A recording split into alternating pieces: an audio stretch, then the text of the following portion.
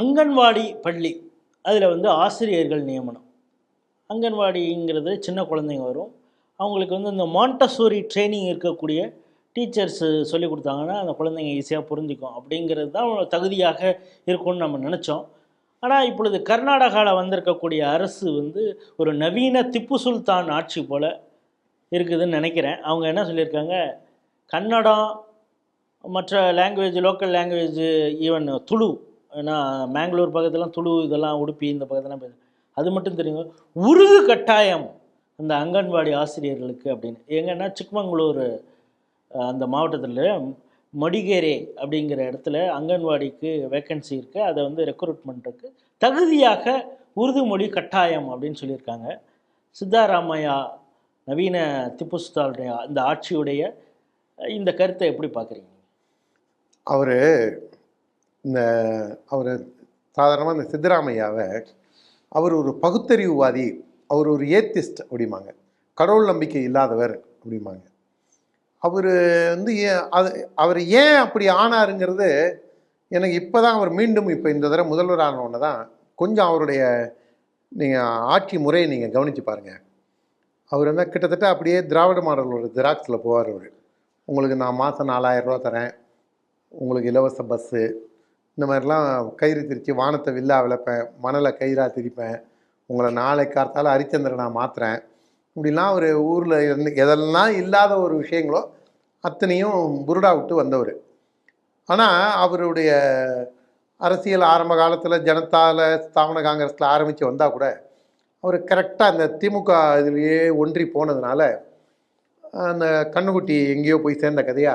திமுக மட்டும் இல்லை, அடிப்படைவாதிகள் பிஎஃப்ஐ முதற்கொண்டு ரொம்ப எல்லாத்தையுமே நெருக்கம்.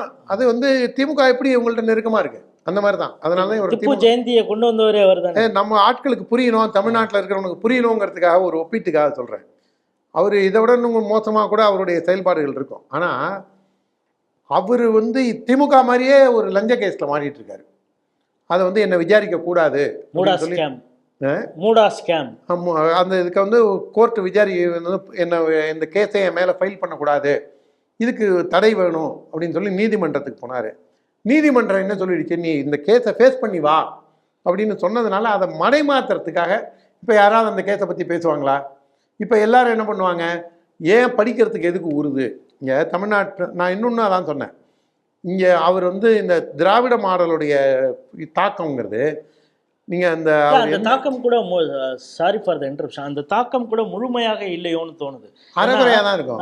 அவர் வந்து ஒரு இவங்கெல்லாம் பிஹெச்டி வாங்கினவங்க, இப்போதான் அதில் வராரு அவர். இப்போ எதுக்கு சொல்கிறேன்னா, இப்போ தலித்து மக்களுக்கு கொடுத்த அந்த நிதியை தான் கலர் டிவி வாங்குறதுக்கு கருணாநிதி பயன்படுத்தினார். இது வந்து ஷெட்யூல் ட்ரைப் அவங்களுடைய நலத்திட்டத்துக்கு கொடுத்த அந்த நிதியை தான் இந்த மூடா ஸ்கேம்ல இவர் உஷார் பண்ணியிருக்காரு. அப்படிங்கிறப்ப இவர் மாட்டிக்கிட்டாரு. கலைஞர் மாட்டல. கலைஞர் வந்து அதாவது நெல்லை கண்ணன் ஒருத்தர் இருந்தார். நான் கூட ஒரு காலத்துல யோக்கியமா இருந்து பேசியவர், அது யோக்கியம் மாதிரி பேசினவர். அவர் வந்து எல்லாரும் கடலையை பிடுங்கி தின்னா தெரிஞ்சிடும். ஆனால் இந்த அவர் சொன்ன வார்த்தை, நான் ஏன் வார்த்தை கிடையாது, கருணாநிதி மட்டும் மண்ணை நோண்டி அதுக்குள்ளே இருக்கிறத இதை வேர்க்கடலையை தின்னுடுவான். இதே தான் அப்புறம் நாஞ்சில் சம்பத்தும் பயன்படுத்தினார். அந்த மாதிரி கருணாநிதியோட ஃபார்ம் வேற, அவர் லெவலே வேற. அவர் அதனால்தான் அவர் டாக்டர் கலைஞர், அதனால்தான் அவர் கலைஞர். இப்போ ஆனால் சித்தராமையாவுக்கு அந்த சாமர்த்தியம் இல்லை. ரெண்டாவது அந்த காங்கிரஸில் கொஞ்சம் மனசாட்சி உள்ளவங்களாம் அங்கங்கே கொஞ்சோண்டு கர்நாடகாவில் இருக்கிறவங்க இருக்காங்க, கடவுள் பக்தி உள்ளவங்க இருக்காங்க. இதில் இவர் போய் ஏடாகுடமாக மாட்டிக்கிட்டு இது வெளியில் தெரியக்கூடாதுங்கிறதுக்கு தான், நீ இந்த கோடை சின்னதாக்கணும்னா இதுக்கு பக்கத்தில் ஒரு பெரிய கோடை போடு அப்படிங்கிறது தான் இவர் ஆதரிச்சு அங்கே எல்லாரும் வச்சு செய்கிறாங்க. இது எனக்கு எதை நினைவூட்டுதுன்னா, இந்த என்ன ஒரு வெங்கடேஷ் பேரே நினைப்பேன், அந்த ஆளூர் அவன் பேரும் ஞாபகம் வர மாட்டேங்குது, இந்த இவன் பேரும் ஞாபகம் வர மாட்டேங்குது. இவனுங்கெல்லாம் சேர்ந்து என்ன பண்ணானுங்க, அகழ்வாராய்ச்சிக்கு எதுக்கு சமஸ்கிருதம் அப்படின்னா, தமிழ்லேருந்து பல்வேறு தமிழும் சமஸ்கிருதமும் பல்வேறு இடங்களில் இணைஞ்சு போகுது. கம்பருக்கோ பாரதியாருக்கோ சமஸ்கிருதம் தெரியாமல் இல்லை, அவங்க பல்வேறு நூல்களை மொழிபெயர்த்து சமஸ்கிருதம் தெரிஞ்சதுனால்தான். எல்லாத்துக்கும் மேலே வேதாச்சலமாக இருந்தவர் மறைமலையாக மாறினார். அந்த மறைமலைக்கு கூட, மறைமலை அடிகளுக்கு கூட, நாமக்கல் கவிஞர் ராமலிங்கம் பிள்ளைக்கு கூட சமஸ்கிருதத்தில் ஒரு மிகப்பெரிய பாண்டித்யம். பாண்டித்யம் இருந்தது. எப்போ இந்த திராவிட கட்சி ஆட்சிக்கு வந்ததோ அதுக்கப்புறம் தான் அதோடைய இது மெல்ல மெல்ல போச்சு.